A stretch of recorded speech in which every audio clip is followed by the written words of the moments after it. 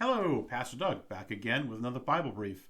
Today I want to take a look at John 18:36, very famous text, and it reads, Jesus answered, "My kingdom is not of this world.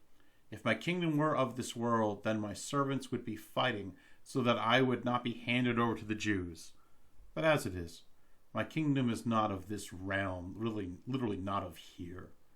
Now, on one level, this text is very, very straightforward. Christ's kingdom is not about violence. Christ's kingdom is not about engaging in political machinations and underhanded things. Christ's kingdom is the proclamation of the gospel. And of course, he is before Pilate because he has to die. That is the purpose. He's not a political Messiah to save a political state.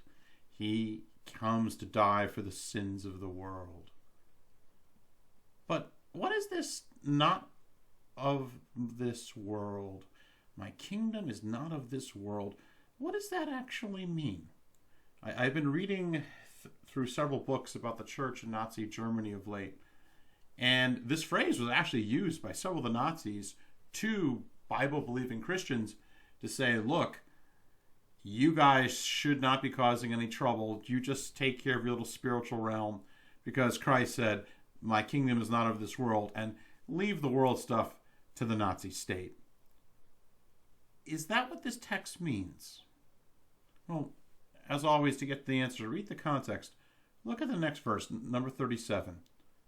Therefore Pilate said to him, "So you are a king?" And Jesus answered, "You say correctly that I am a king. For this I have been born, and for this I have come into the world. To testify to the truth.